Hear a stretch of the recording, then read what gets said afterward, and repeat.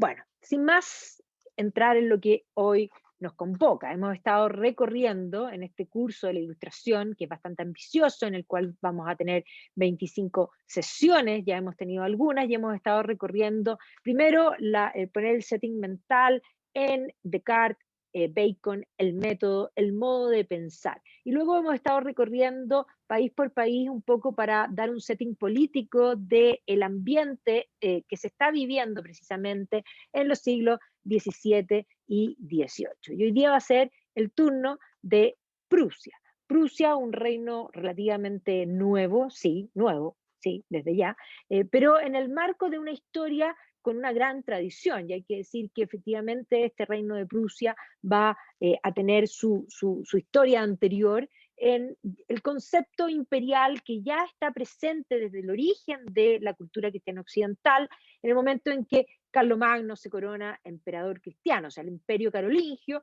Básicamente, si nosotros vemos este mapa, engloba lo que es hoy Francia y gran parte de lo que es hoy Alemania, y también posteriormente al incorporar por una parte la Lombardía, va a tomar parte de lo que es el norte de Italia. Entonces, dentro de Alemania, vamos a ver de lo que hoy es Alemania, Carlomagno incluso va a incorporar nuevos territorios a la cristiandad, cuando conquista específicamente a los sajones, por lo tanto va a tener un crecimiento. Ahora, él va a dividir, posteriormente, vamos a ver que tras, al fin, digamos, después de Carlomagno, el imperio se va a dividir entre sus hijos, y eso explica el por qué las historias de cada uno de estos países posteriormente son historias independientes. Pero más cercano a lo que va a ser Prusia, y desde Prusia posteriormente Alemania, porque Prusia va a ser el motor que posteriormente va a incorporar o va a llevar a lo que va a ser la unificación alemana. Después de esta división del Imperio Carolingio, va a resurgir la idea imperial en torno a Otón. Y aquí nos vamos a encontrar con una unidad que generalmente es conocida como el Sacro Imperio Romano Germánico. Es decir, una unión en torno, aquí vemos esta ilustración que muestra a Cristo, un imperio cristiano que reúne a distintos principados, ¿ya? Y reinos que constituyen esta unidad política, ya que va a ser una de las cosas que va a marcar específicamente lo que va a ser la historia de lo que hoy llamamos Alemania medieval, o la Germania, podríamos decir, medieval. Dentro de este imperio va a surgir una casa que posteriormente llegamos a hablar de Prusia, que va a ser la casa de los Hohenzollern, y la palabra Hohenzollern va a venir del conde de Zollern, que efectivamente va a tener una familia que va a tener un castillo sobre digamos, una colina, y Hohen en alemán significa alto, y por lo tanto ese lugar donde se van a ubicar los Hohenzollern, que inicialmente venían de la zona de Suabia, es decir, más cercano a lo que hoy es Stuttgart, y que posteriormente van a dividirse como familia y van a llegar también, porque nosotros vamos a hablar de Prusia y por lo tanto vamos a tener que llegar a lo que es la marca posteriormente de Brandenburgo, por eso todavía no lo hemos construido. Este es el castillo de los Hohenzollern, que básicamente en esta colina va a dar el nombre de esta altura de los Zollern, que van a ser los Hohenzollern. Ya es muy típico eso, el alemán se construye y va generando palabras. ¿Ya? Cuando uno piensa, por ejemplo, en Baviera y piensa en el fondo en el reino posterior de Baviera, y uno visita la zona de la Selva Negra, el Schwarzwald, uno se encuentra con un castillo que se llama el Hohenschwangau, porque el emblema de la casa de Baviera es un cisne, y eso se dice Schwan, ¿ya? Y Hohen es alto. Gau es en el fondo como el nido, podríamos decir, el alto nido del cisne. Eso es una sola palabra que en castellano es una frase, eso es muy propio del alemán. Y de esa familia, ya que les conté esa historia, de ese castillo del Hohenschwangau, un príncipe que va a ser Ludwig de Baviera, esto ya en el siglo XIX, en el marco del romanticismo, va a decidir construir otro castillo en la colina del frente. Y ese castillo se va a llamar Neuschwanstein. Y Neuschwanstein es una palabra, pero significa, es una frase. En alemán sucede eso, la traducción pasa a ser muy larga. significa en el fondo Neu es nuevo, Schwan es cisne y Stein es piedra, la nueva piedra del cisne. Bueno, esto es lo mismo, los Hohenzollern van a pasar a tener esta altura, podríamos decir, los Zollern en altura. Ahora, estamos hablando del periodo muy temprano todavía medieval, y cuando ya Occidente está maduro, es decir, para el siglo XI, Occidente es una cultura que se entiende a sí misma, una cultura madura, y el Papa Urbano va a ser el llamado desde Clermont a la cruzada. Y aquí es tremendamente importante porque cuando nosotros vamos a hablar de la marca de Brandenburgo y lo que posteriormente se va a convertir en el Reino de Prusia, va a tener que ver con estos movimientos que son las cruzadas, porque las cruzadas van a iniciar en el 1095 y dependiendo de los historiadores cuántas cruzadas son, pero básicamente son movimientos desde Occidente a Oriente, movimientos que en la primera cruzada van a estar principalmente compuestas por caballeros principalmente franceses de la zona de Champagne, entre otros, ¿no es cierto? Pero que van a lograr, esa primera cruzada, va a lograr establecer el reino latino en Jerusalén.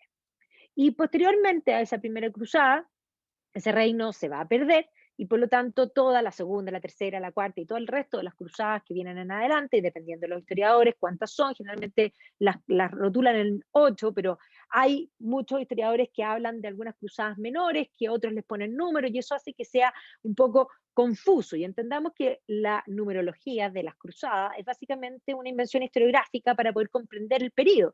Básicamente las cruzadas son movimientos de occidente a oriente, donde en el primer movimiento se logra establecer un reino cristiano en Jerusalén, ese reino se pierde y luego van a haber intentos por recuperar ese reino. Y ciertamente las cruzadas va a ser un periodo bastante extenso en el que va a haber choque, pero también un periodo en el que va a haber intercambio. Y básicamente el ideal de cruzada que se va a dar digamos, en todo este periodo y que va a estar en el marco de lo que es el siglo XI y el siglo XII, básicamente va a estar empapado, y el XIII también, por este espíritu de cruzada que va a considerar el cristianismo y en particular Jerusalén como el centro del universo. Y obviamente que la conversión de almas pasa a ser algo elemental. En el marco de la primera cruzada se van a generar las primeras órdenes militares y ahí van a surgir primero la orden de San Juan, que es la orden de los hospitalarios, posteriormente la orden de los pobres caballeros de Cristo, conocidas como los Militi Templi o Militi Dei, que en el fondo van a ser conocidos como los caballeros templarios, que van a recibir el apoyo de Bernardo de Claraval, quien va a escribir un opúsculo elogiando esta nueva milicia, este ideal. Las órdenes militares van a tener el doble ideal. Por una parte, el ideal de la caballería, propiamente el ideal del héroe, propiamente de todas esas tribus germanas que habían compuesto esta cultura occidental, y por otro lado este ideal del santo que se había manifestado claramente desde el temprano medioevo y en adelante en todo lo que era el ideal monacal. Los dos ideales propios del mundo medieval se van a fundir en estas ideas de lo que son las órdenes de caballería.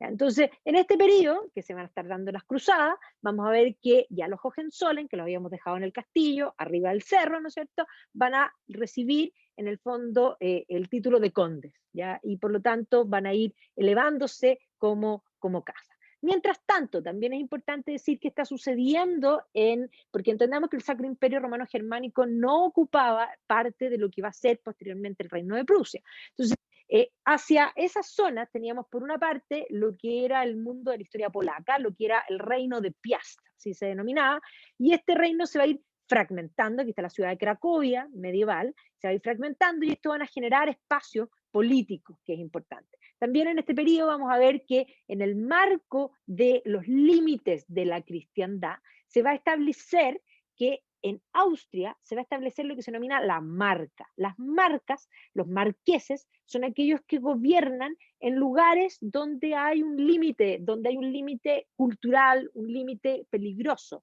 ¿Ya? Es equivalente a lo que en términos hispanos en América se llaman las capitanías generales, un lugar donde hay guerra. Entonces, la Ostmark, la marca del oeste, va a estar marcado por lo que posteriormente se va a convertir en Österreich, en fondo Austria, ¿ya? Y Viena obviamente va a ser parte de ese líneas.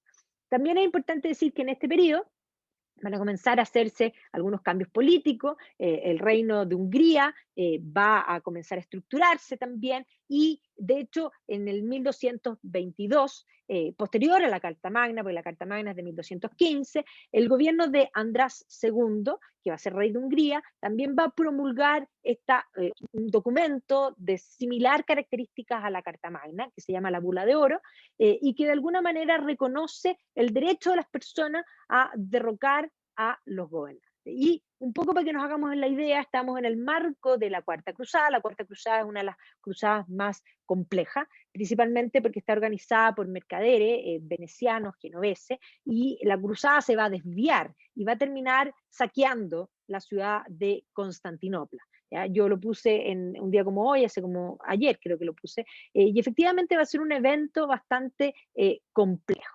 Y en el marco de este periodo, del marco de la Cuarta Cruzada, va a surgir una orden nueva. Y esta orden, el nombre completo era en el fondo la Orden der Brüder von Deutschen Haus San Marinen in Jerusalem, o en latín la Ordon Domus Sancta Mariae Teutonicum, ¿ya?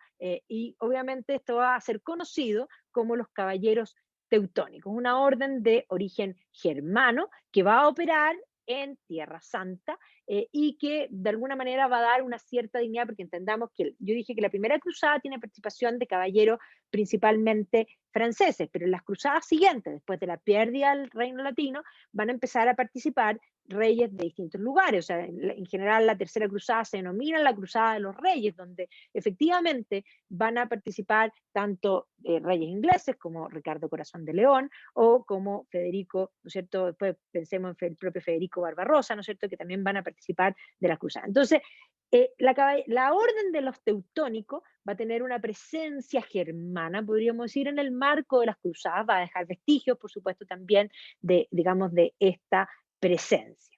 Y posteriormente, esta orden se va a trasladar por un periodo en defensa del Reino de Hungría, y por lo tanto este mismo gobierno de András II, que había establecido la Bula de Oro, va a recibir apoyo y ayuda de parte de estos teutónicos. Entonces la orden tiene una cierta independencia. Todas estas órdenes de caballerías tenían bulas especiales que les permitían, primero, recaudar fondos, y esa es la razón por la que los templarios van a ser tan odiados y tan codiciados, porque podían recaudar fondos, y aunque los caballeros tenían digamos, votos de pobreza, las órdenes eran inmensamente millonarias porque efectivamente podían recibir donaciones de territorio y podían cobrar limosna y explotar sus propias tierras. Entonces, por eso mismo, la mayoría de las órdenes, digamos, lo que se denominan las órdenes militares, van a tener una independencia importante. Y vamos a ver que va a ser las órdenes de los teutónicos los que se van a instalar posteriormente hacia el norte y van a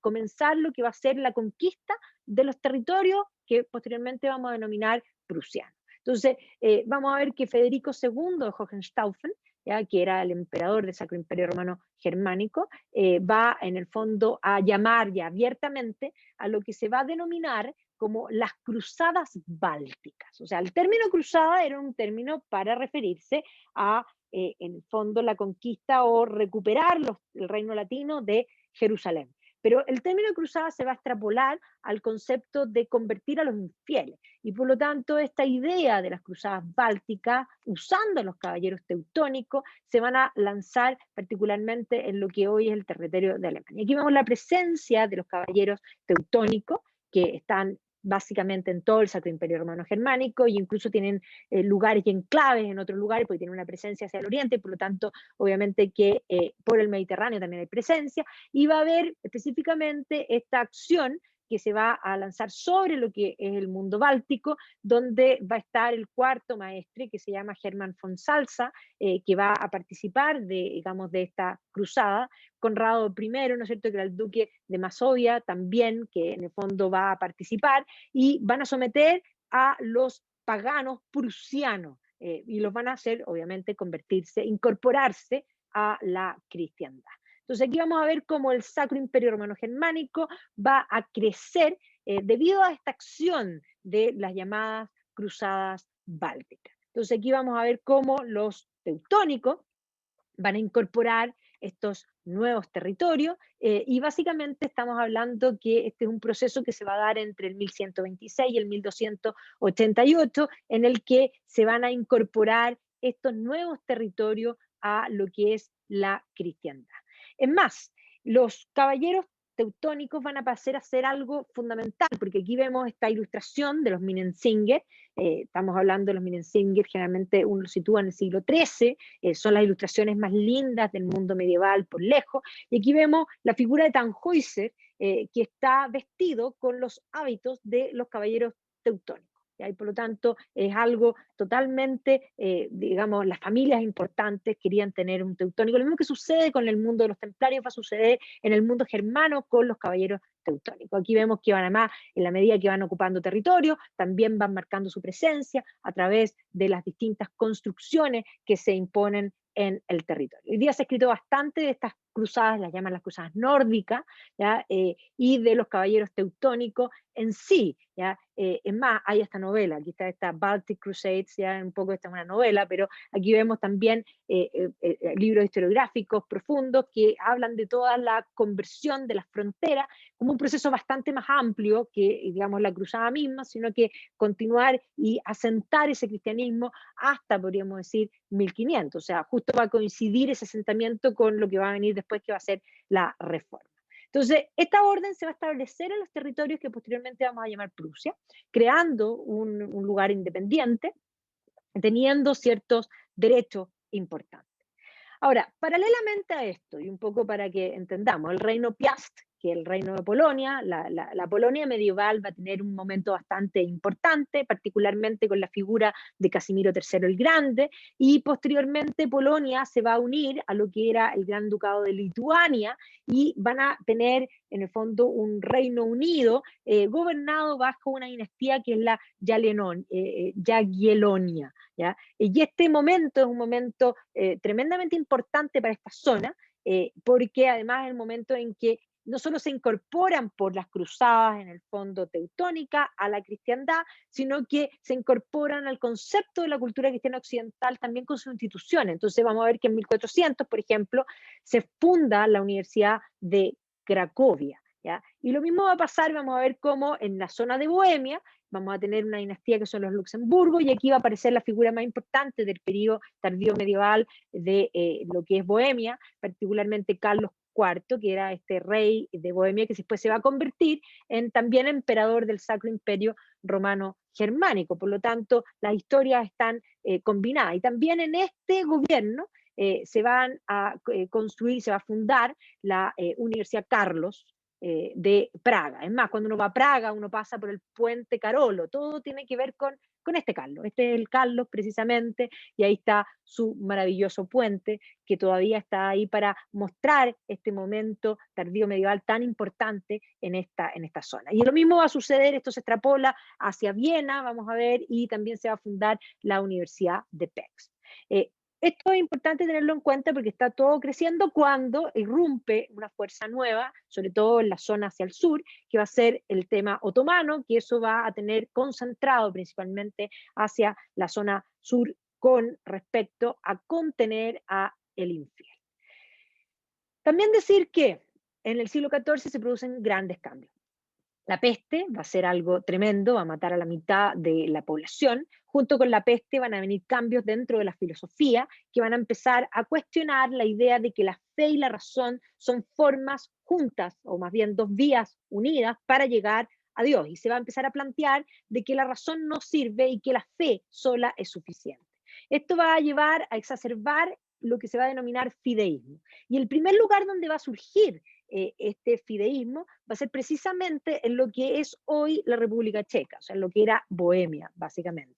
¿Ya? Y ahí va a haber unos primeros movimientos que van a apoyar estas ideas fideístas, ¿ya? Que el fideísmo se va a alimentar, va a crecer, va a surgir en el fondo la figura de John Wycliffe en lo que es hoy día el Reino Unido, y en la República Checa va a surgir la figura de Jan Hus. ¿Ya? Jan Hus va a tener fieros debates en el fondo en su tiempo respecto a las vías para llegar a Dios. Dios sigue siendo lo más importante, pero evidentemente que vamos a ver que las ideas de Hus van a calar muy profundamente en la zona. Y si bien Hus había tomado las ideas de John Wycliffe, y John Wycliffe había sido la primera persona en traducir la Biblia a un idioma vernáculo, al inglés, pero era un manuscrito, ¿ya? Y por lo tanto vamos a ver que Wycliffe va a morir de viejo en su cama, pero Ian Hus no.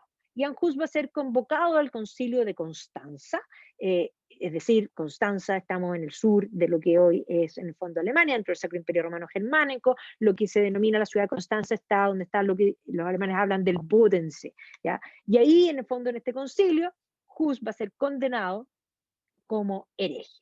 Y en la zona de Bohemia va a desatarse lo que van a ser las guerras husitas, y aquí vamos a ver cómo precisamente los temas políticos van a intentar contener, ¿ya? Y aquí vamos a ver cómo de alguna manera se van a tratar de tomar medidas contra los husitas, pero los husitas y sus seguidores van a ir creciendo. O sea, las primeras guerras de religión que se van a dar en el marco europeo son precisamente estas primeras guerras husitas. ¿Ya? Y además de estas guerras husitas vamos a ver que se van a involucrar también los caballeros teutónicos que estaban en Prusia por intentar de alguna manera contener esta situación. Entonces, justamente para el siglo XV vamos a tener que la dinastía polaca de los Jagiellones gobernaban sobre una gran cantidad de territorios en la zona del Báltico, incluso lo que es Prusia, en cierta forma, estaba dependiendo de ello. En 1453, todas estas fuerzas que yo les planteé que venían desde el Imperio Turco, o sea, más bien desde los turcos, que todavía no eran propiamente, estaba al momento de la ascendencia de lo que va a llegar a ser el Imperio Turco, va a terminar finalmente haciendo caer a Constantinopla. Y vamos a ver cómo precisamente en ese periodo en que suben y que la amenaza turca está presente, la amenaza, podríamos decir, también de la herejía que ha surgido dentro de Bohemia también está presente, y eso va a ir fortaleciendo políticamente a la Casa de los Habsburgo dentro de lo que va a ser el Sacro Imperio Romano Germánico, y que vamos a ver que los Habsburgo van a pasar a convertirse en la casa gobernante perpetuada dentro del Sacro Imperio, porque el Sacro Imperio no tenía una dinastía sanguínea, sino que eran electos. ¿Ya? Los electores del imperio básicamente elegían a quién iba a ser el emperador. Pero ya en este momento de peligro vamos a ver que los Habsburgos se ven como la mejor forma para poder contener todas estas amenazas.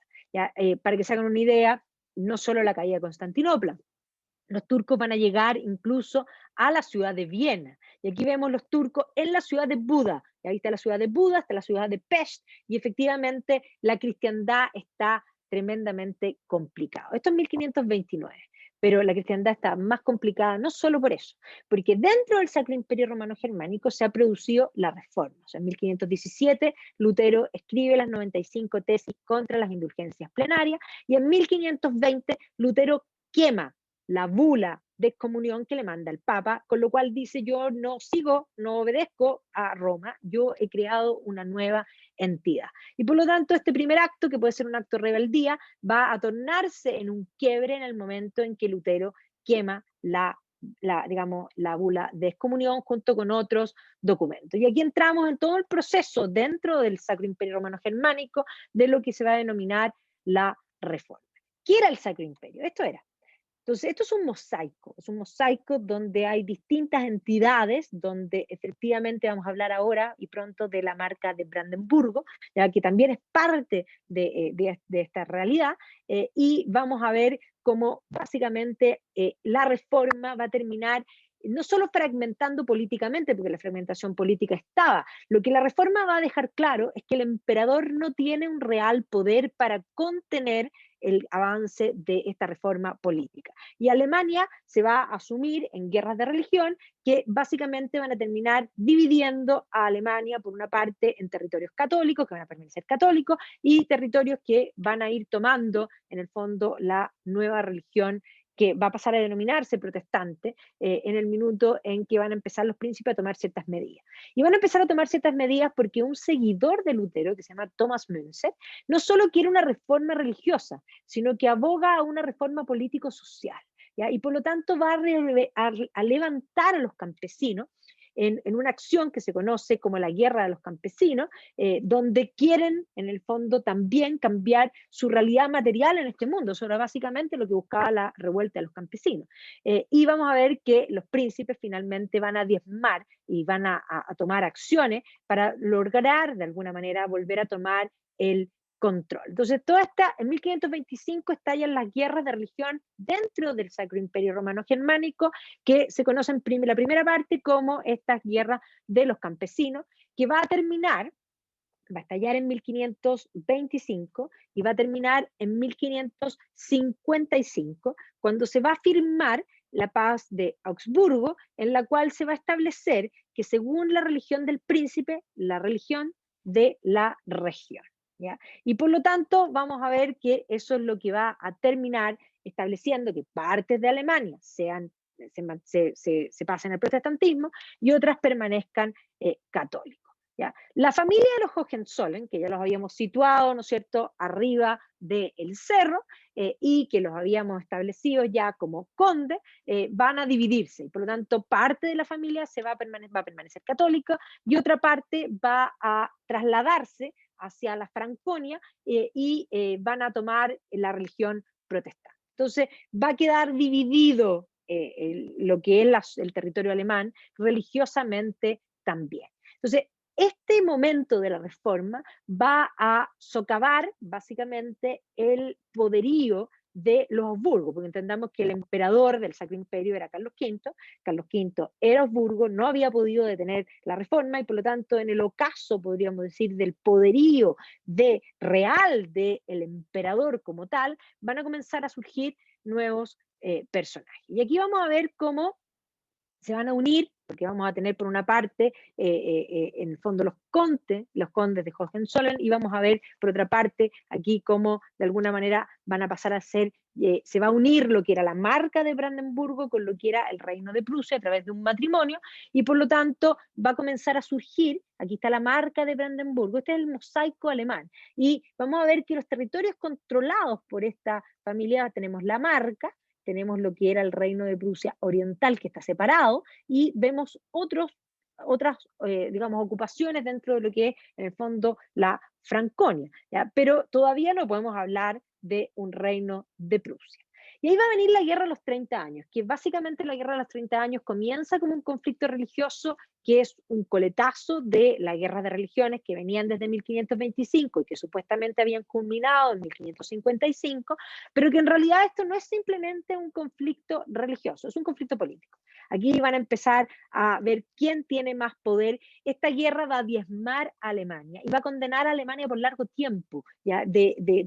Esa posibilidad política de pensar en una unión. Europa en llamas, tal y cual está. La guerra de los 30 años va a ser una guerra política tremenda, que además va a tener una cantidad de muertos y unas, digamos, actos salvajes no menores, y que básicamente va a dejar en evidencia que el Sacro Imperio Romano Germánico no tiene el poder. Y esto va a terminar en 1648 con el Tratado de Westfalia, y el Tratado de Westfalia ratifica la paz de Augsburgo, según la religión del príncipe, la religión de la región. Así que esto es Europa para 1648.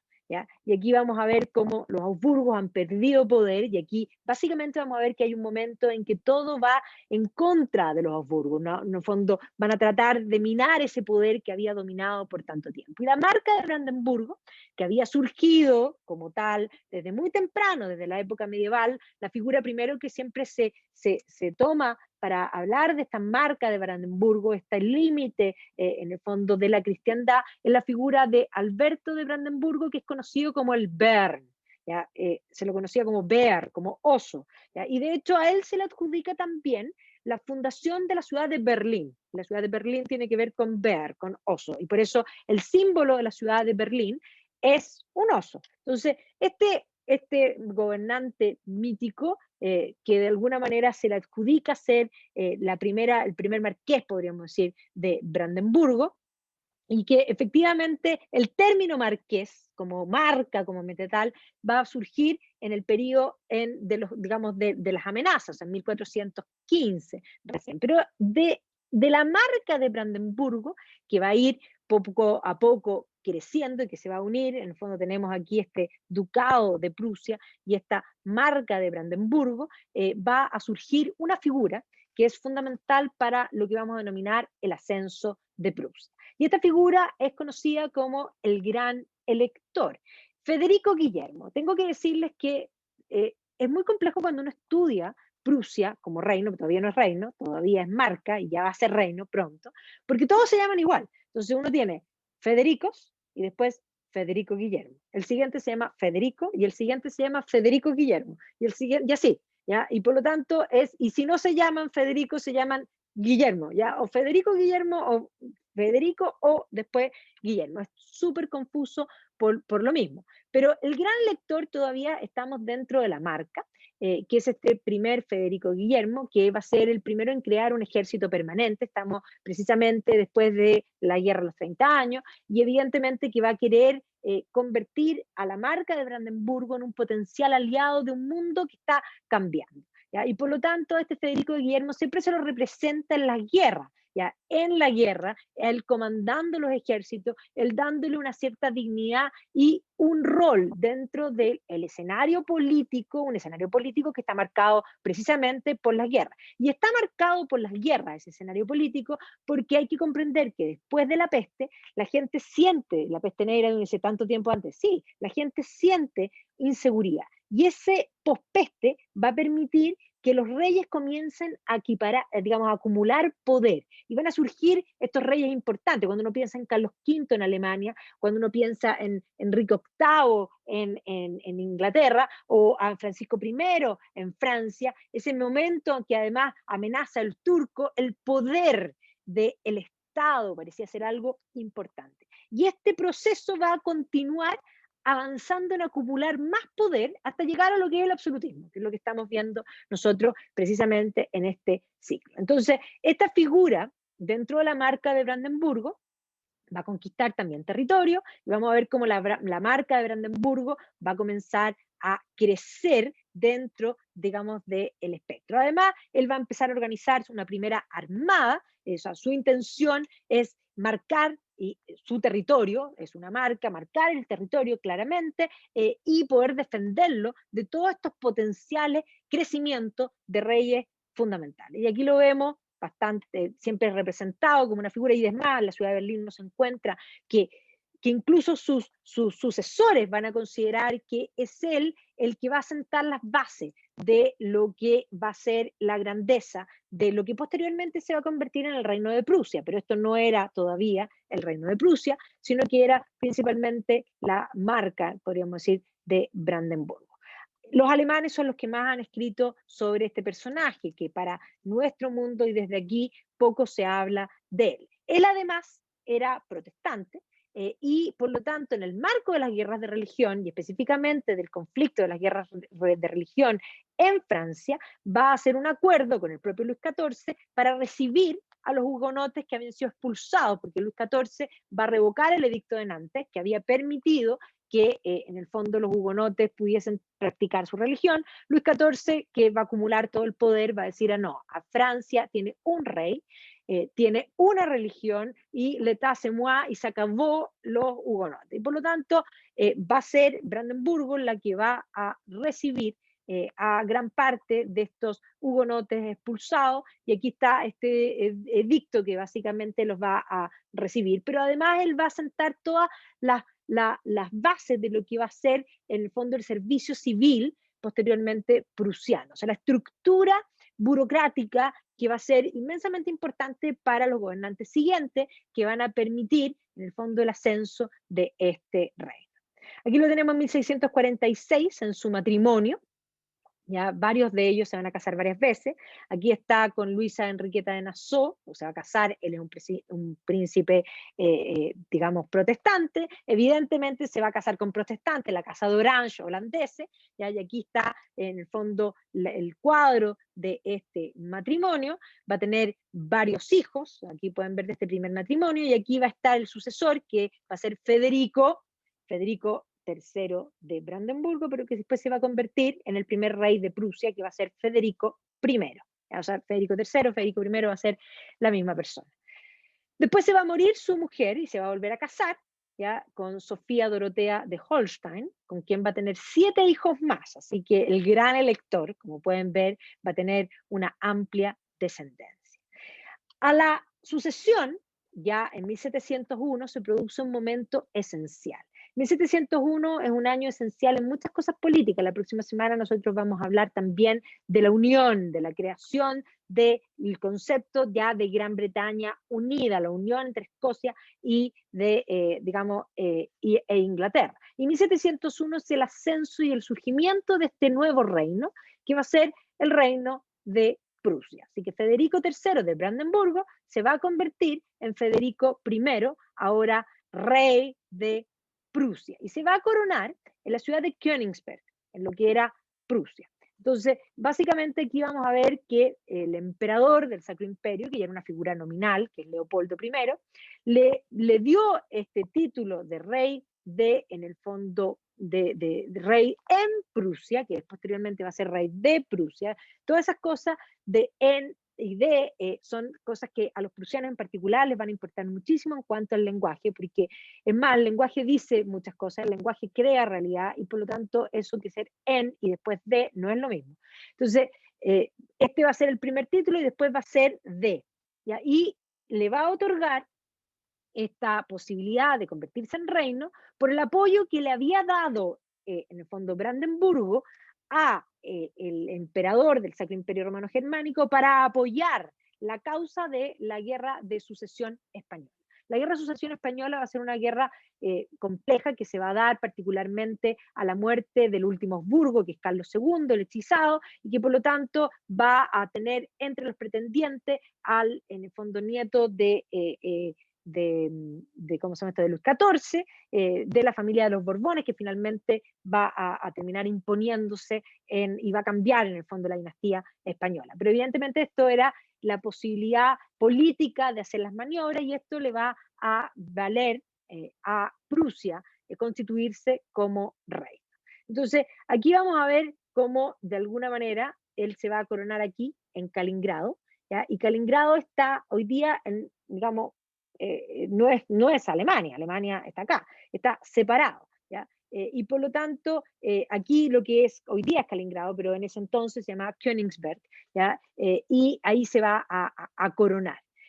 Y rápidamente vamos a ver cómo se va a trasladar a la ciudad de Berlín, ¿ya? Y por lo tanto vamos a ver que la historia de la ciudad de Berlín va a tener que ver con la creación de este nuevo reino, que es el reino de Prusia. Este era el castillo de Berlín previo, este es el castillo de Berlín, que ya no existe. No existe tampoco el que va a existir después. Existe hoy día una recreación de el que se va a crear posteriormente, particularmente porque Berlín es una de las ciudades que más fue devastada durante la Segunda Guerra Mundial. Pero este castillo había sido eliminado anteriormente. Entonces, este primer castillo, que lo vemos aquí, va a ser remodelado ya por este primer monarca de Prusia, y aquí pueden ver cómo de alguna manera tenemos esta escalera de corte todavía renacentista incorporada, una especie de copia de los conceptos de Fontainebleau, del propio François Premier, por ejemplo, una cosa digamos, de ese estilo. Y aquí vamos a ver cómo Prusia, que es un reino que está surgiendo, se da cuenta que necesita mostrar poder. Entonces, una de las cosas que había hecho el gran elector es crear un ejército. O sea, Prusia ya se caracterizaba por tener un ejército importante, que vamos a ver que va a ir creciendo todavía más en el tiempo. Pero aparte del ejército, los prusianos van a sentir una importancia de tratar de mostrar a través del arte que son un reino digamos, de relevancia. Y por lo tanto aquí vamos a ver varias figuras y vamos a ver el surgimiento de lo que va a ser el barroco prusiano, que es un barroco distinto al barroco que se va a dar en el marco de la Contrarreforma, que se va a dar particularmente el barroco de la Contrarreforma lo encontramos en España, lo encontramos en Italia, y el barroco prusiano es un barroco que toma la idea protestante y posteriormente abraza la revolución científica e incluso avanza hacia el mundo, podríamos decir, de la masonería. ¿Ya? Entonces, la idea aquí es contratar a grandes artistas para embellecer la ciudad, para mostrar poder. El poder se muestra desde el arte, y eso lo entendía César Augusto cuando constituyó el Imperio Romano. Él, junto con Agripa, que era su amigo, y Mecenas, que era su otro amigo, él mismo dice en su Vita Augusti, dice, yo recibí una ciudad de ladrillo y la convertí en una ciudad de mármol. Bueno, esa misma idea van a tener ahora los prusianos. Y aquí va a contratar a la figura voy a presentarles a varios de los arquitectos importantes artistas del barroco prusiano, en particular Andreas Schulter, ¿ya? Que es de 1662 a 1714, que va a estar trabajando al servicio del primer rey de Prusia. Lo primero que va a hacer Schulter es, en el fondo, poner una escultura de Federico Guillermo, en el fondo el gran elector, frente, en el fondo, construir un relato de lo que es, en el fondo, Prusia. Y el relato se construye, básicamente, el relato que da orgullo y que de alguna forma eleva el alma y crea nacionalismo y pertenencia, tiene que ver con esa historia, y por eso los monumentos son tan importantes. Es más, vamos a ver que dentro del palacio que se va a empezar a construir, porque van a empezar a construir un nuevo palacio en la ciudad de Berlín, Schulter va a ser el artífice del famoso Salón de Ámbar. ¿Ya? El Salón de Ámbar, que hoy día no está obviamente en el Palacio Prusiano, pero tampoco después va a estar en el Palacio Prusiano, porque vamos a ver que el rey de Prusia se va a encontrar con el emperador, en el fondo, Pedro el Grande, que lo vimos la semana pasada, y Pedro el Grande, cuando llega al Palacio de Berlín y ve el Salón de Ámbar, queda absolutamente anonadado. Y por lo tanto vamos a ver que Federico I de Prusia le va a regalar a Pedro el Grande, le va a regalar el Salón de Ámbar para hacer política. Esto es política. El Salón de Ámbar es una obra de este hombre que se llama Andreas Schulter, que lo podemos ver en todas partes, o en muchas partes todavía hay vestigios en la ciudad de Berlín y en otras ciudades más. Entonces, todavía sobreviven, por ejemplo, este púlpito, que es de la Mariaskirche, ¿ya? Que es podemos ver este relato, o más bien estas formas del barroco prusiano, que se conversa, por supuesto, con los otros tipos de barroco, pero que va a tener un sentido más político, de ensalzar precisamente a los gobernantes. Y va a tener también una forma única. Una de las cosas que va a inventar Schulzer es algo que posteriormente se va a instalar en todo lo que es la Jugendstil, que eso es muy posterior.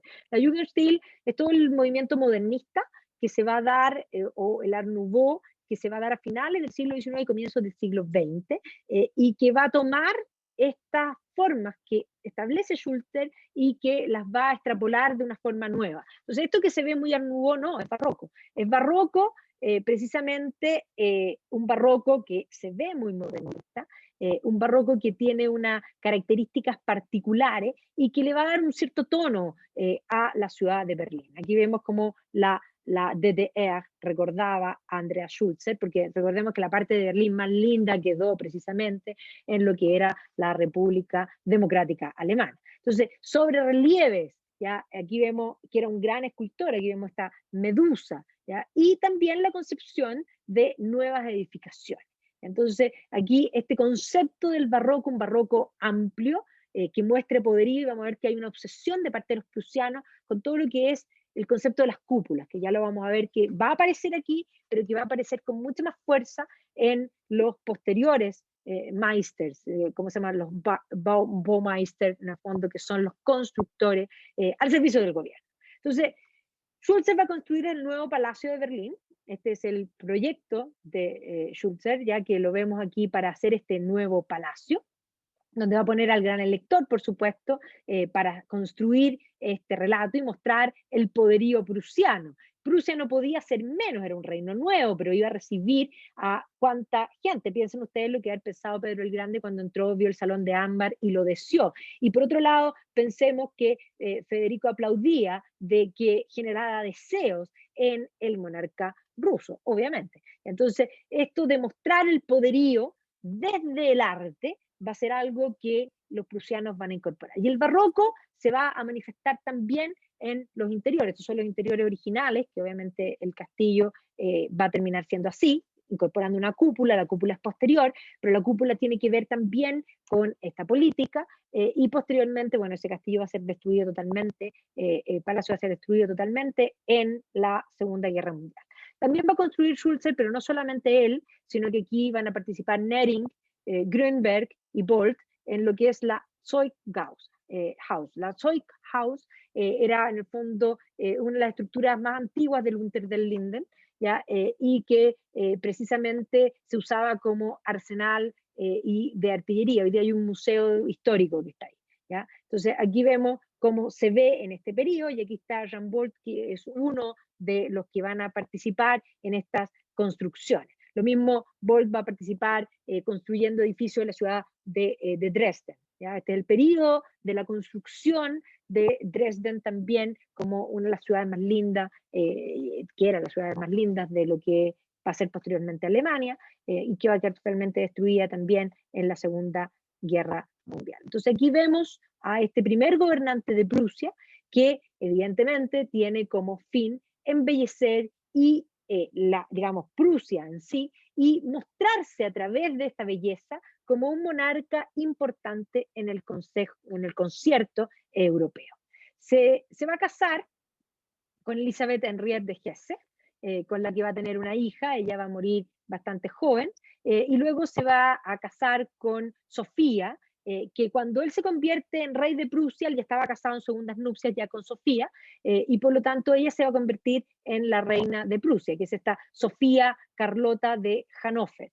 Ella muere en 1705, pero es la madre del que va a ser el heredero, que va a ser Federico Guillermo, ya, primero, por eso de Federico I a Federico Guillermo I, y se va a volver a casar con Sofía Luisa, le gustaban las Sofías, parece, de Mecklenburgo-Schwerin, ¿ya? Y con quien no va a tener hijos. ¿Ya? Aquí también otra de las figuras importantes de este periodo, el periodo de constitución del reino, y por lo mismo donde las arcas fiscales no van a escatimar en mostrar poder.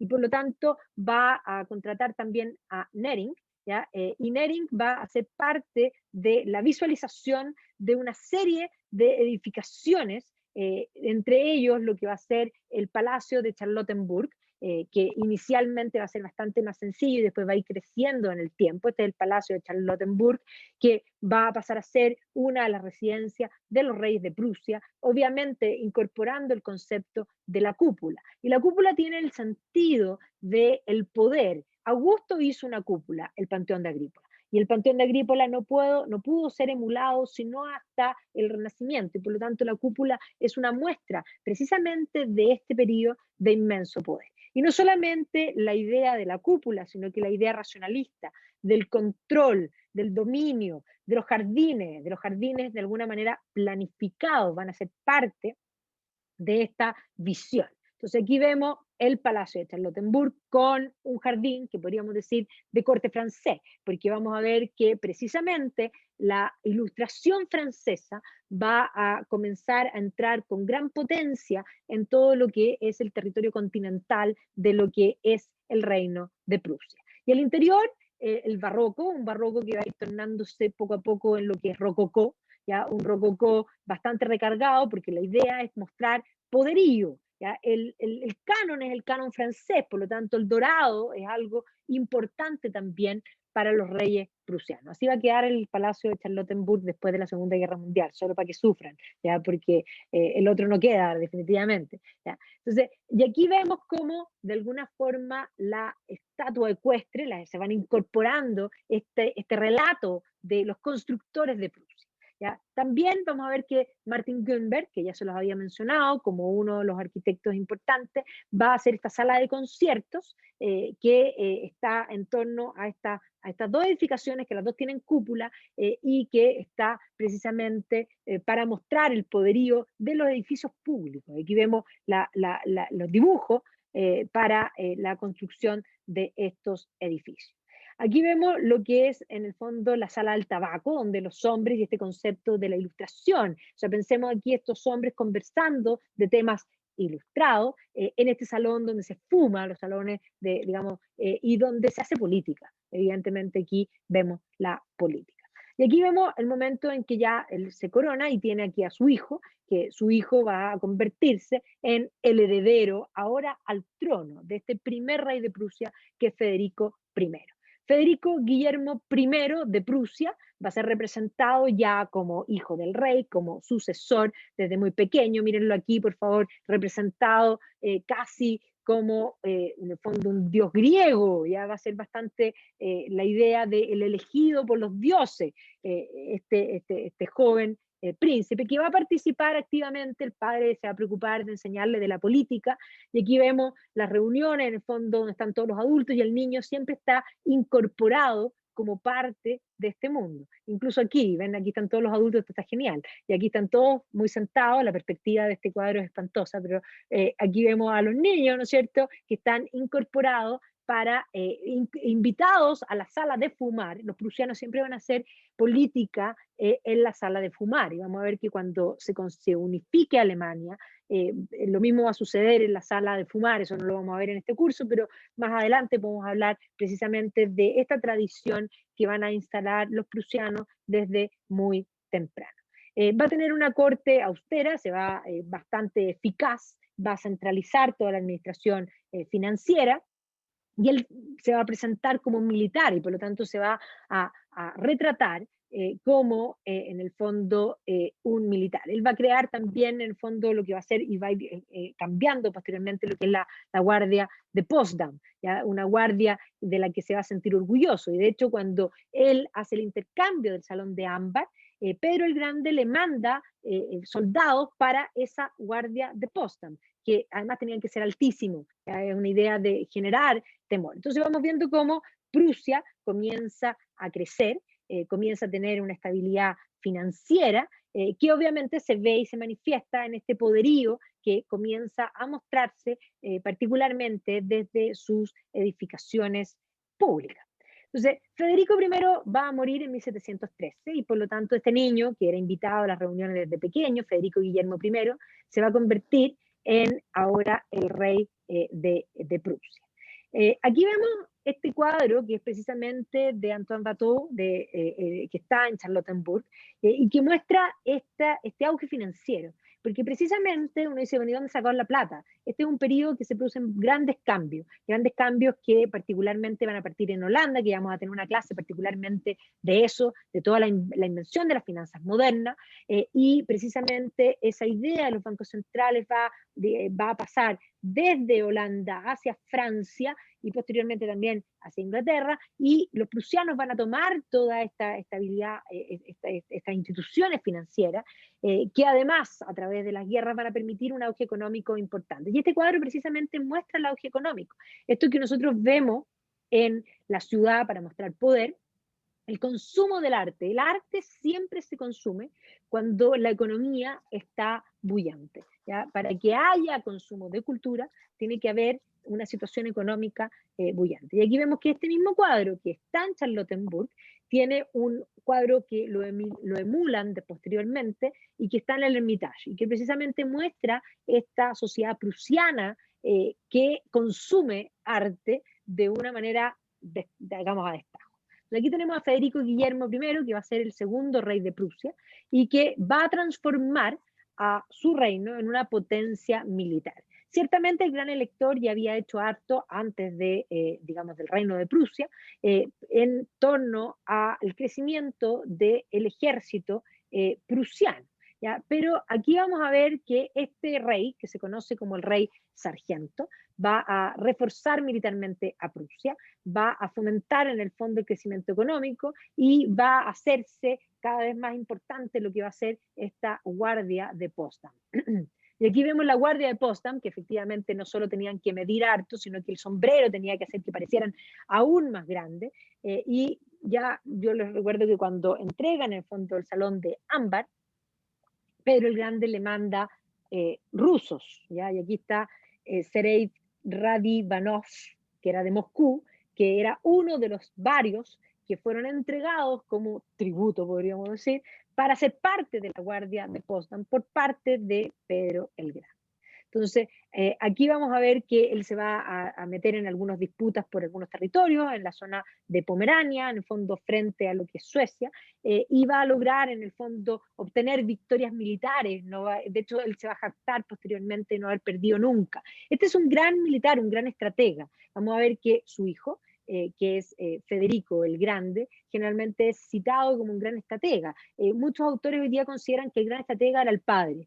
Federico era más bien lo que se denomina un señor de la guerra, ¿ya? No un gran estratega, va a tener grandes triunfos, pero la estrategia, pero va a tener pérdidas también. En cambio, en este caso, no, era un estratega muy planificado y muy riguroso, muy prusiano, ese término prusiano del orden, ese orden financiero, ese orden del reino, esa, podríamos decir, esa, podríamos decir, simpleza en muchas cosas, y el enfoque va a ser algo propio del mundo prusiano. Y aquí vemos a Federico Guillermo, que se va a casar con Sofía Dorotea de Prusia, que era emparentada en el fondo con la familia Hannover. Entendamos que la familia británica, ahora que hemos estado tan en boga con los británicos por la muerte de Felipe, la casa británica es una casa alemana desde hace mucho tiempo. Los Hannover ya eran alemanes, y posteriormente de la línea de los Hannover se pasa a los Saxo-Coburgo-Gotha, que son quienes gobiernan hasta hoy día, que solo se cambiaron el nombre por Windsor. Pero efectivamente el vínculo alemán, y aquí vemos que Sofía Dorotea estaba en el fondo parentada con Jorge, en la época Georgian, que lo vamos a ver la próxima semana, en el fondo del mundo británico, ¿ya? Y aquí vemos precisamente acuerdos con Polonia, y este matrimonio, y aquí aparece representada también Sofía Dorotea, por eso la muestro, y aquí un poco lo que es la política propiamente tal. Van a tener varios hijos, ¿ya? De hecho van a tener 14 hijos. De esos 14 hijos, 4 mueren niños, y vamos a tener 6 mujeres y 4 hombres. ¿Ya? El mayor, digamos, el primogénito, que era Federico Luis, va a morir al año, así que no va a ser. Luego va a venir en el fondo Wilhelmina, que va a ser la gran amiga y confidente y cercana al que va a ser Federico el Grande de Prusia, Federico II. ¿Ya? Después viene Federico Guillermo, que va a morir, ¿ya? Va a morir al año también. Y luego viene, sí, el que va a ser Federico II, el que va a ser Federico el Grande, y luego vamos a tener a varios más, a Charlotte, ¿ya? Que también va a morir pequeña, y luego las princesas que sí van a sobrevivir, que son en el fondo Luisa de Prusia. Después tenemos aquí a Filipa Charlotte de Prusia, que van a estar representadas, por supuesto, posteriormente, Sofía Dorotea, igual que la madre, ¿ya? También a Luisa Ulrica, también de Prusia, a Augusto William, en el fondo también Wilhelm, también a Amalí de Prusia, que está vestida de amazona, espléndida, fantástica, y aquí Henry de Prusia, y finalmente a Augusto Ferdinand de Prusia. Pero en 1712, después de que había muerto el primer hombre que podría haber sido el heredero, van a ser el segundo hombre, que va a ser Federico. ¿Ya? Y este Federico, aquí está el bautizo de Federico el Grande, un poco obviamente una representación posterior, que auguraba en el fondo la grandeza que iba a tener este niño. Pero este niño va a tener grandes conflictos con su padre, particularmente porque Federico Guillermo va a ser tremendamente exigente en lo militar, y por otro lado vamos a ver que Federico II va a tener intereses de otro tipo. Su madre le va a fomentar el interés por las letras, por las artes, y va a ser un ilustrado en ese sentido. Desde muy pequeño lo llevan a visitar en el fondo las guardias, va a ser también un guerrero posteriormente, pero no probablemente de decisión. Él lo pasó bastante mal con su padre, ¿ya? Aquí aparece el padre en el fondo con relaciones diplomáticas, y aquí Federico, el que va a ser Federico el Grande, Federico II, con su hermana Wilhelmina, que van a ser muy unidos, ella va a ser su gran confesora, las cartas entre los hermanos existen, y ahí aparecen múltiples, podríamos decir, ideas en torno a estas cartas de la supuesta o certera homosexualidad de Federico el Grande de Prusia. Desde muy pequeño va a tener intereses particularmente en las artes, va a ser educado por una institutriz primero hugonota, va a aprender francés y alemán. De hecho, una de las cosas que complica mucho a la tradición alemana desde Prusia, es que este gran rey que se convierte y que de alguna manera catapulta a Prusia y que la pone en las ligas mayores en lo político, escribe muchísimo, era poeta, pero escribe en francés y por lo tanto no es parte de esa cultura germana, ya que podríamos decir alimenta el propio orgullo. O sea, vamos a ver que los nacionalismos posteriormente lo toman, pero evidentemente les es muy complejo que para él el francés sea el idioma de la expresión del arte, básicamente. ¿Ya? Entonces aquí es representado, incluso algunos que sostienen aquí está representado, los vestían bastante, era bastante común que los vistieran como niñita, pero evidentemente que vamos a ver que muchas de las cartas con Wilhelmina pueden leerse entre líneas, porque como una homosexualidad temprana, pero no hay certeza de eso en ese sentido. Sí hay, y muchos plantean que aunque se va a casar, no va a consumar su matrimonio, va a tener una relación bastante compleja, nunca quiso casarse, no va a tener descendencia y siempre estaba rodeado de hombres, por lo que probablemente ahí podríamos decir, aunque va a ser bastante austero y podríamos decir, ¿cómo decirlo en simple? Bastante poco, no va a alardear de esta situación.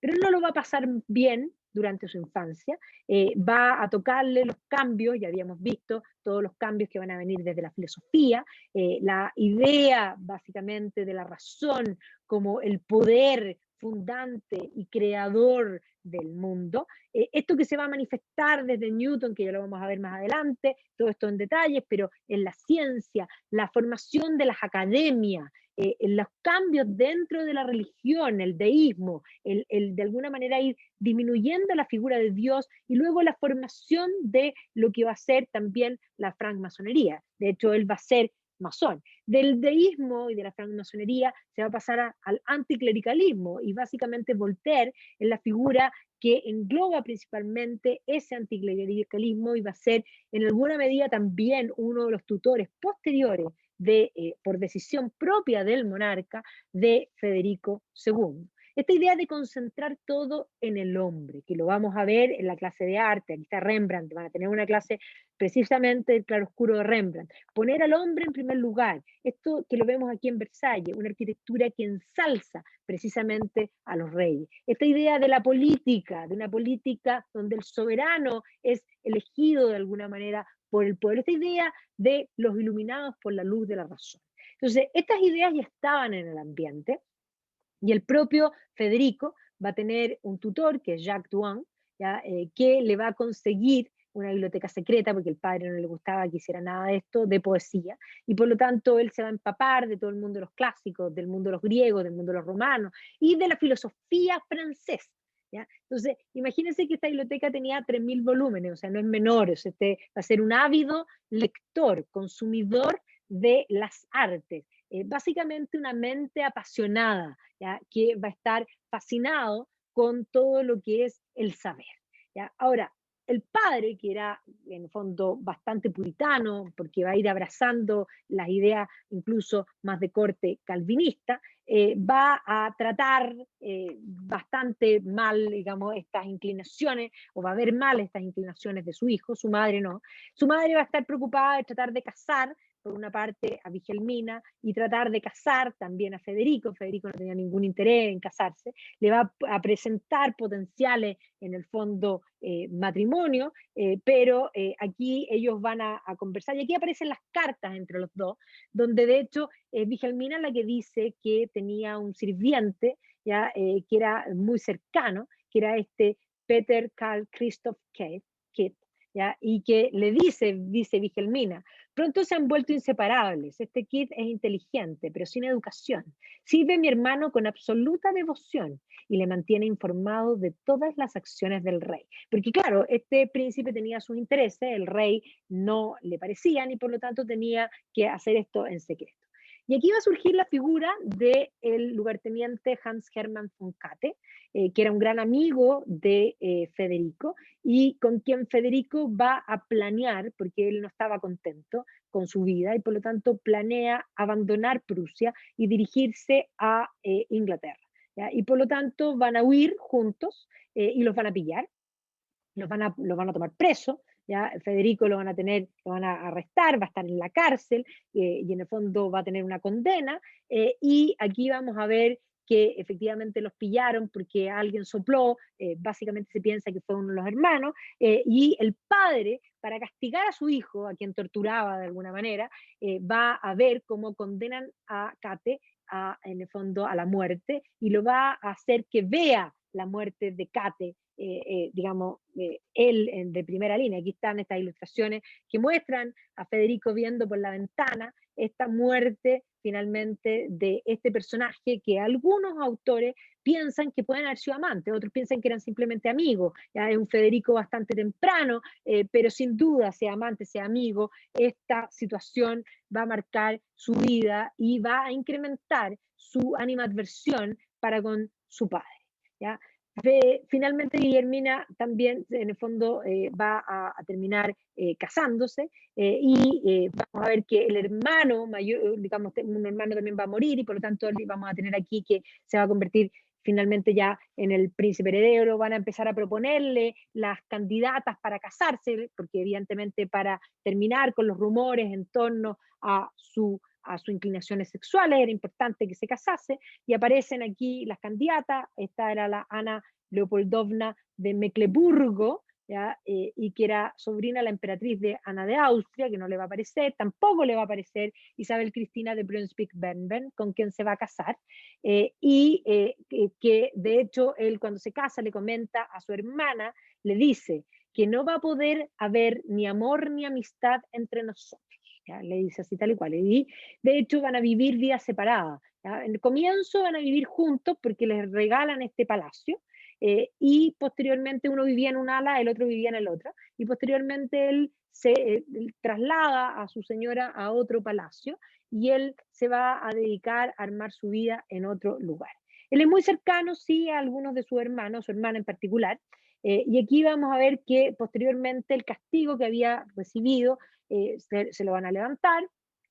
De hecho, en un momento lo habían sacado de príncipe heredero y por eso vuelven a ponerlo de príncipe heredero, ¿ya? Y va a ser readmitido dentro del ejército. Y aquí va a participar tratando de mostrarle al padre que él puede tener, en el fondo, puede hacer bien también en el ámbito militar, va a participar en la toma de Danzig.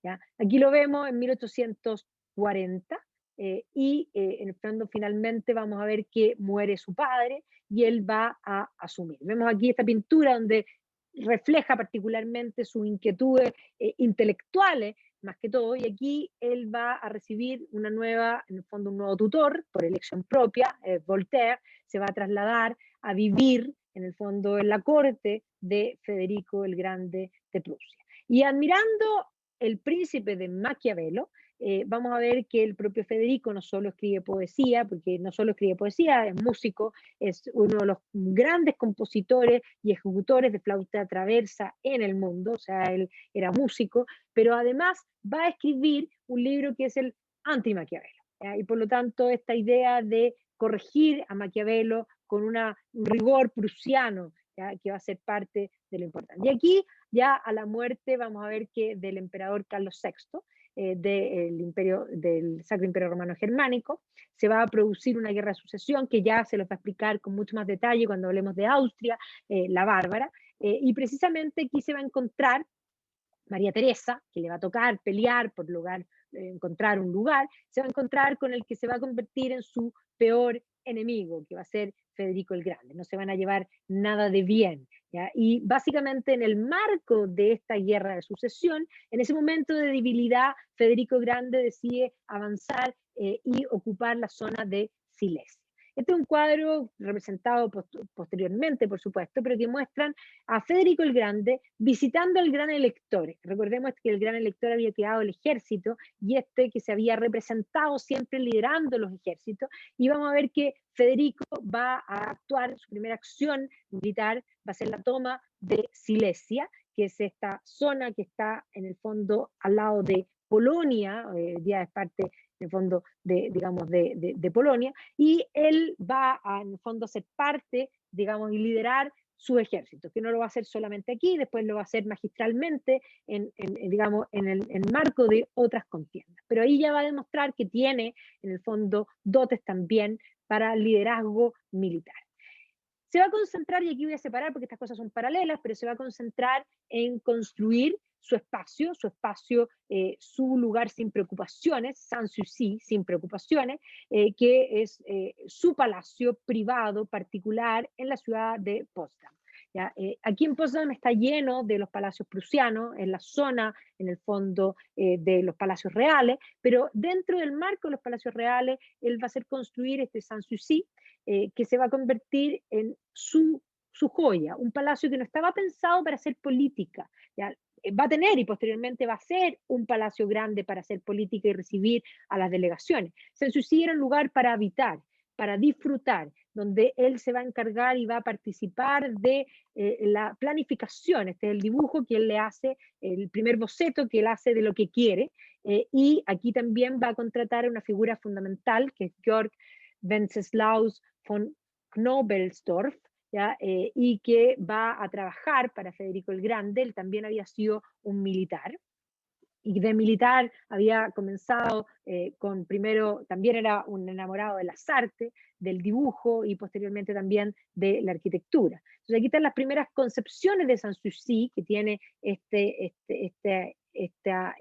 estos pilares que abrazan este palacio de un solo piso y bastante pequeño en relación a otros palacios, donde el jardín pasa a ser algo fundamental porque a Federico el Grande no solo le gustaban las letras y le gustaban las artes, sino que también le gustaban los jardines. Y no solo le gustaban los jardines, sino que le gustaba crear plantas que eran imposibles de crear en el clima prusiano.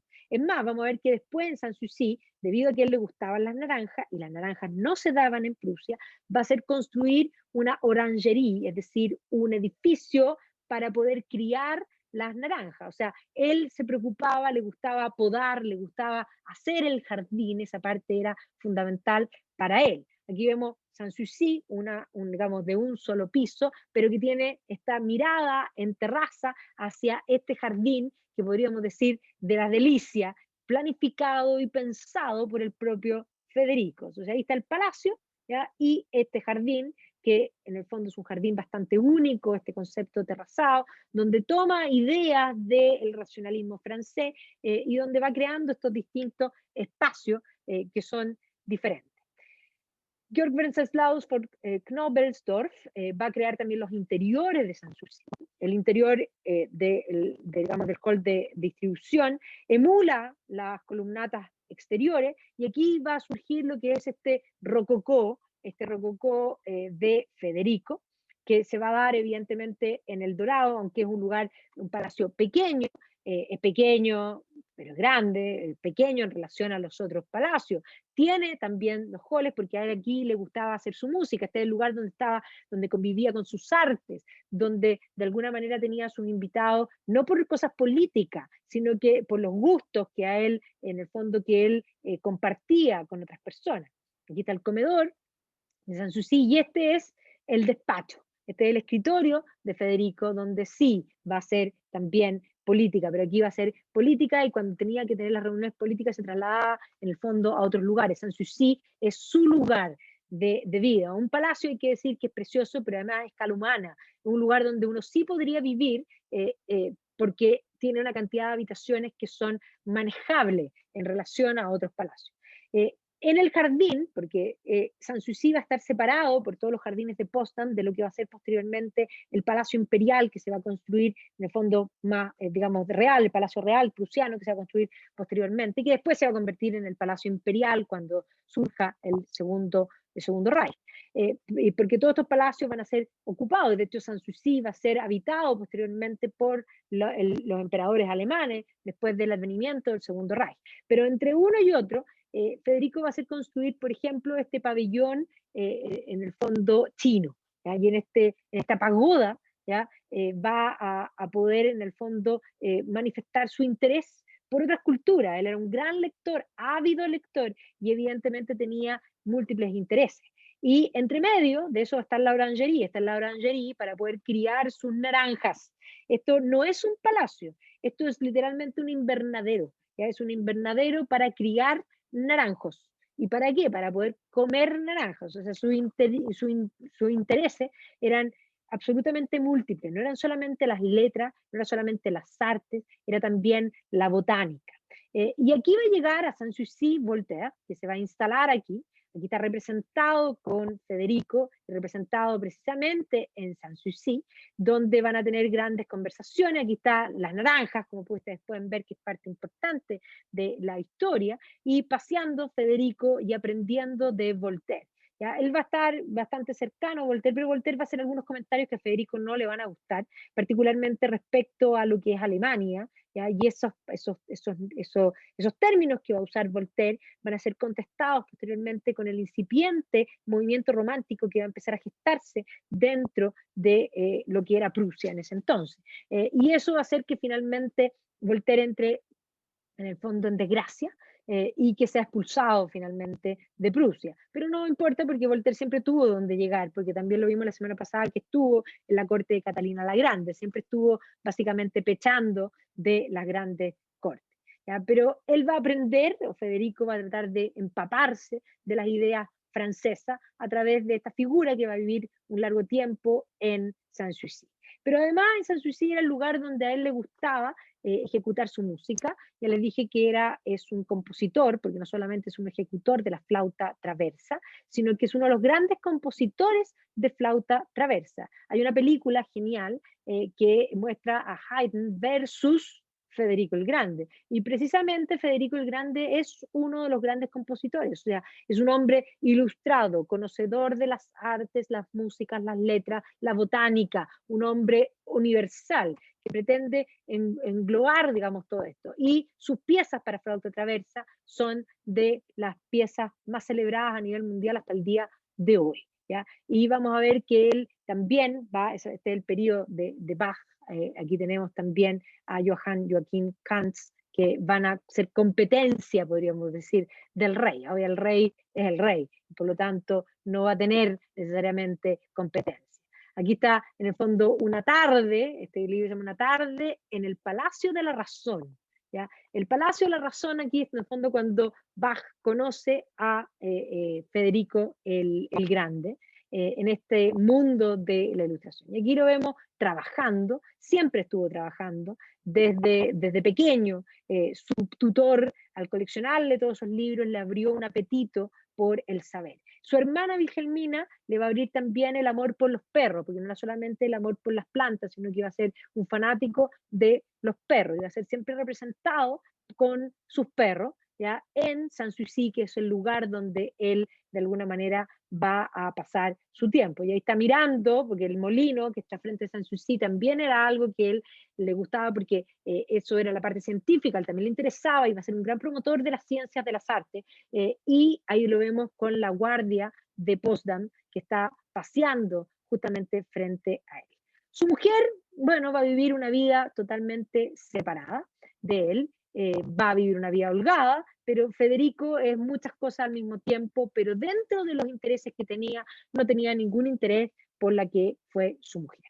Va a entrar en guerras, y que son guerras tremendamente importantes, la guerra de los 7 años, que va a estar, y que eso también vamos a hablar cuando hablemos de Austria en detalle, 1756 a 1763, y aquí vamos a ver que Federico va a demostrar gran valía. Básicamente su padre ya no estaba vivo, para poder ver cómo los ejércitos prusianos se van a lucir, y no solo se van a lucir, sino que van a cambiar el rango de Prusia frente al escenario internacional. En esta guerra van a estar involucradas Austria, Francia, Rusia, Sajonia, también en el fondo contra Prusia, que era aliado con el Reino Unido. Y aquí está Federico, que ya va a mostrar una estrategia, y ahí donde está la discusión, si era estratega o si era un warlord, como lo llaman, en la batalla de Rosbach, pero posteriormente va a tener un gran triunfo, y este es el triunfo más épico, que es la batalla de Leuthen. La batalla de Leuthen para los alemanes es un equivalente como la batalla de Agincourt en el marco de la Guerra de los 100 años, de Enrique V para los ingleses. La batalla de Agincourt se caracteriza porque los ingleses eran mucho menos que los franceses. Los franceses tenían una gran caballería, los ingleses no. Sin embargo, los ingleses se aprovecharon del terreno y ganaron lo que era imposible. Eso es lo que Shakespeare va a convertir en su obra Enrique V, el concepto "we few, we happy few, we band of brothers". Pero la batalla de Leuthen va a ser similar a ese concepto. Los prusianos eran menos, los prusianos no debían ganar. Y es más, vamos a ver cómo esta batalla se va a convertir en la épica trascendental del nacionalismo germano posterior, a la cual incluso se le va a terminar digamos, componiendo un coral, el coral de Coral von Leuthen. Es esta pieza de música épica, por supuesto, para una batalla épica, ¿ya? Esta batalla de Leuthen debió haber sido, digamos, debieron haber sido derrotados los prusianos.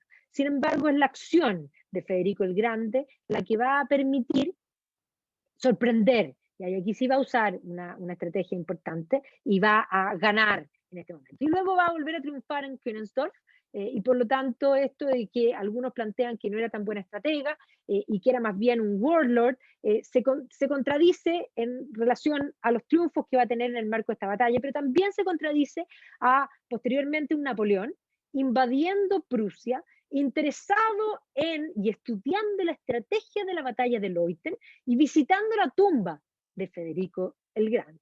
Así que Federico el Grande aquí comandando esto, obviamente aquí vemos la guardia de Potsdam, y Federico adelantándose para, en el fondo, liderar el ataque en el marco de esta guerra de los 7 años. ¿Ya? Una guerra donde se va a enfrentar, aquí tenemos a Isabel I, la hija de Pedro el Grande, ¿no es cierto?, de que luego va a asumir Pedro II, ¿ya? Vamos a ver que finalmente van a firmar una paz de Hubertusburgo, ¿ya? Que ahí está el palacio donde van a firmar esto, y donde Prusia va a pasar a estar en las ligas mayores. Y esto es tremendamente importante porque posteriormente a esto va a iniciarse un proceso que son las particiones de Polonia. Y precisamente en la primera partición, que es de 1772, esto era Polonia, Prusia se va a quedar con todos estos territorios, Austria se va a quedar con todos esos territorios y Rusia se va a quedar con estos territorios. Por lo tanto, Polonia va a haber mermado su territorio. Pero va a venir una segunda partición donde los poderosos políticos van a decidir que nuevamente van a repartirse Polonia. Y aquí vamos a ver que Austria sale de la ecuación, y eso es lo que les va a contar la Bárbara después. Y en la segunda partición de 1793, Prusia crece su territorio, Rusia también.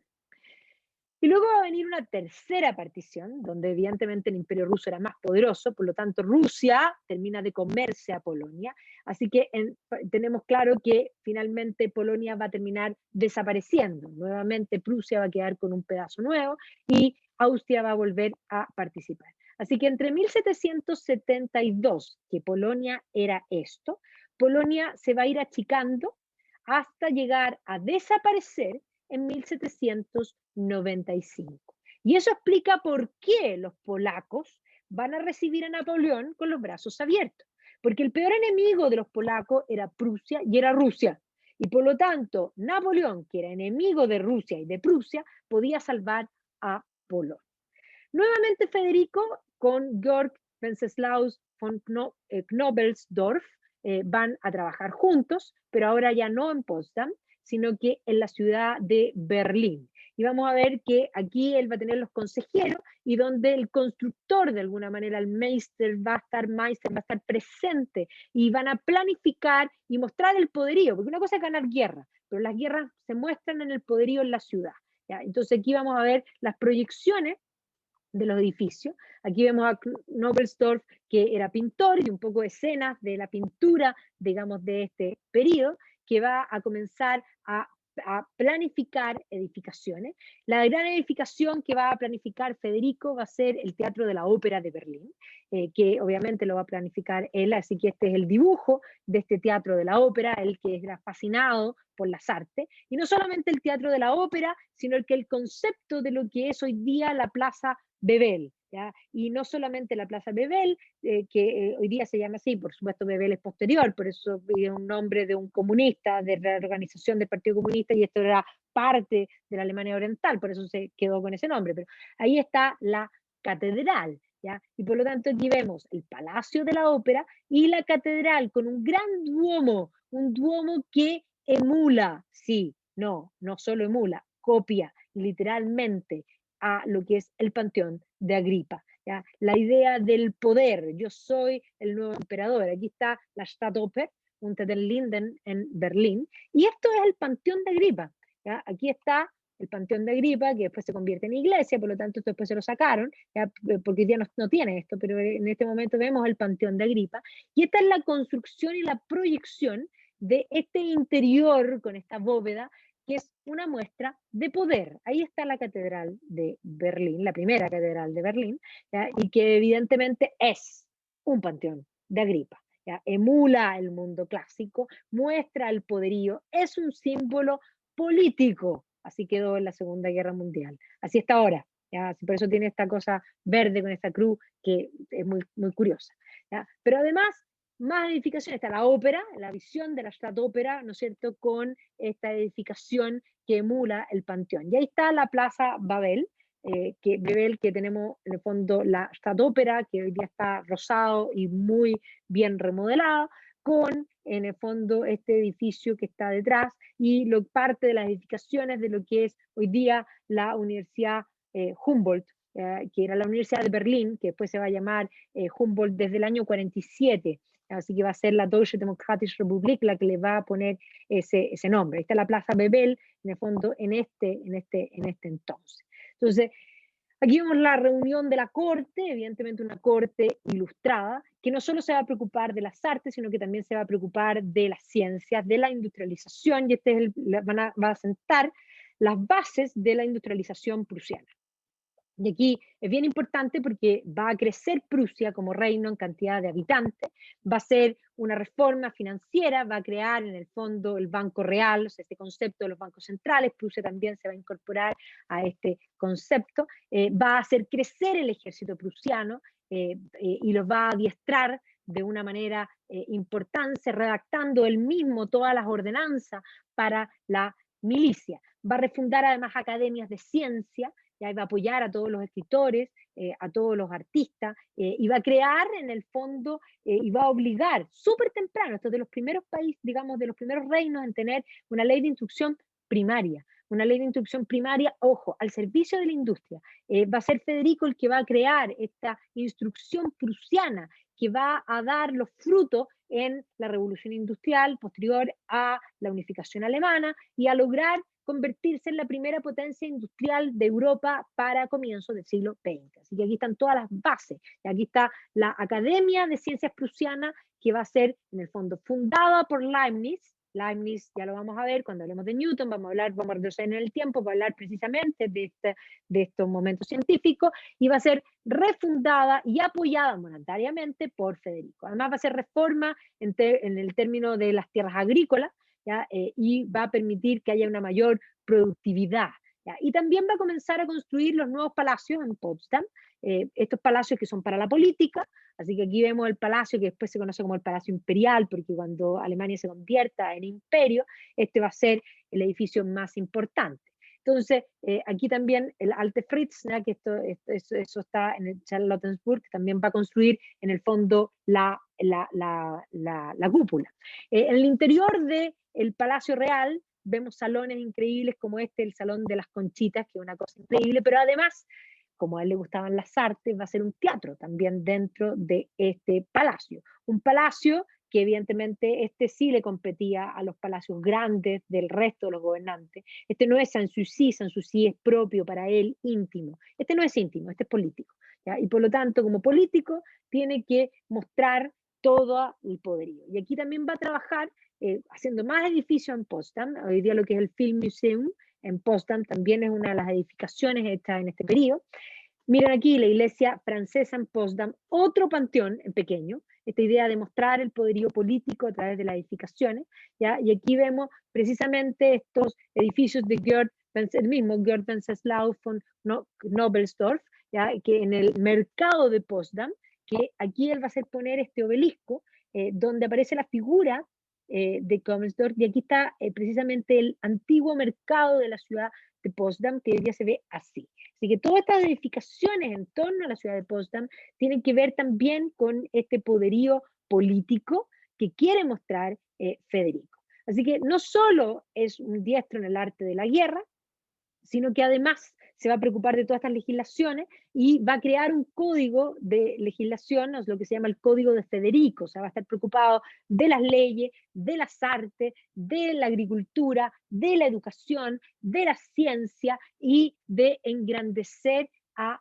Prusia. ¿Ya? Va a promover la libertad, en el fondo, de educación, la educación, en el fondo, y la libertad de prensa, termina con la tortura, ¿ya? Y aquí establece que el servicio civil tiene que estar establecido por mérito, y establece la tolerancia religiosa. Muchos hoy día han planteado, él era un masón, pero que el Estado prusiano era lejos, en la época de Federico, el más tolerante, el que permitía la coexistencia de los distintos cultos. ¿Ya? Él era, digamos, masón, se va a alejar tempranamente de la religión, probablemente también como una parte de la rebelión que va a tener contra su padre, un padre que era inmensamente puritano cada vez más, y por lo tanto él va a tomar esta postura distinta. Va a crecer enormemente el reino de Prusia con la figura de Federico, y Federico se va a convertir en, de alguna forma, el gestor de la grandeza de Prusia. A su muerte, que muere en 1786, va a suceder un sobrino, que va a ser Federico, en el fondo, segundo, y que no va a tener grandes logros como el tío. Sí va a construir la puerta de Brandenburgo, que no es un arco de triunfo, sino que la puerta de entrada a la ciudad de Berlín, y eso explica el por qué cuando la ciudad de Berlín queda dividida, todo lo más lindo de Berlín queda en el Ostberlin, porque esta es la puerta de entrada a Berlín. Por lo tanto, lo que queda detrás de la puerta de Brandenburgo era, en el fondo, el resto de la ciudad. Y eso explica el por qué no había tanto patrimonio en West Berlín. A él le va a tocar la Revolución Francesa, y posterior a esto vamos a tener que va a gobernar Federico Guillermo II, y que en el fondo va a ser sucedido por Federico Guillermo III, que le va a tocar las guerras napoleónicas, que estaba casado con esta emblemática Luisa de Mecklemburgo-Strelitz, que va a causar incluso pasiones. Se dice que el propio zar Alejandro moría por ella, porque cuando Napoleón invade Prusia y ocupa la ciudad de Berlín, están las tropas napoleónicas entrando en Berlín, el propio zar Alejandro había puesto sus ojos sobre esa bellísima y mitológica mujer. Ahora, aquí va a venir todo el momento de las guerras napoleónicas, la ocupación de Napoleón, el replantearse qué es Alemania. Y aquí vamos a ver cómo el movimiento romántico va a comenzar a tejer ese relato de Alemania, ese movimiento romántico que inicia con Herder, que sigue, podríamos decir, con Goethe, que en segunda generación tiene a Achim von Arnim, a Clemens Bretano, y también a los hermanos Grimm, que van a ser parte de las revoluciones de 1830, del movimiento que se llamaba Göttingen der Sieben, y que además van a ser parte del relato y de la construcción del ethos alemán, la búsqueda de lo alemán, no solo en el diccionario etimológico, el Wörterbuch, sino que en las historias de los reyes de Alemania, en las historias de las Märchen también, de todas estas historias populares. Y esto va a ir creciendo y para la revolución ya de 1848, el discurso nacionalista ha ido creciendo en torno a la figura de Wagner.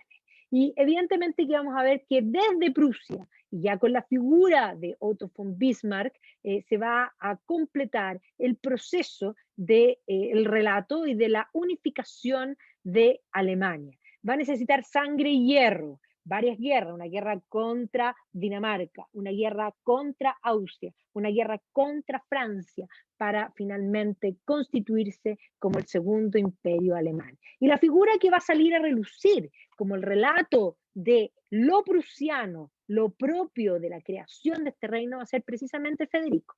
Y Federico va a ser utilizado en la historia en forma permanente. Aquí vemos en el marco de, en el fondo, la celebración en 1901, en el marco del segundo imperio alemán, tomando a la figura no solo de Federico, sino que del gran elector, como la historia de Prusia. Y vamos a ver que posteriormente el Tercer Reich también se va a vestir de Federico, ¿ya? Esa idea nacionalista que va a tomar a la figura de Federico, y por eso Otto Gebürg va a ser representado, en el fondo, o sea, va a representar a Federico en el cine propagandístico de parte de, digamos, el Partido Nacional Socialista, donde la figura de Federico va a ser ensalzado, porque sobre los hombros de Federico y el concepto del gran ejército se va a levantar ese nacionalismo posterior.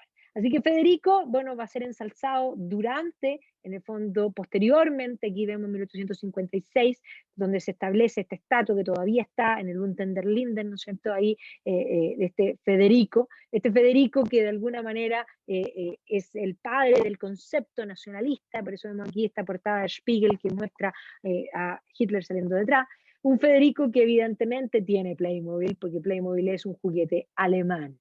Y sin duda es el gestor del ascenso de este reino de Prusia. Bueno, de él se ha escrito muchísimo, de Prusia en general, pero él como estratega militar, y ahí están todos los cuestionamientos, si era un gran estratega, que su padre era mejor, pero que él era un gran warlord, que habría tenido ciertos aciertos.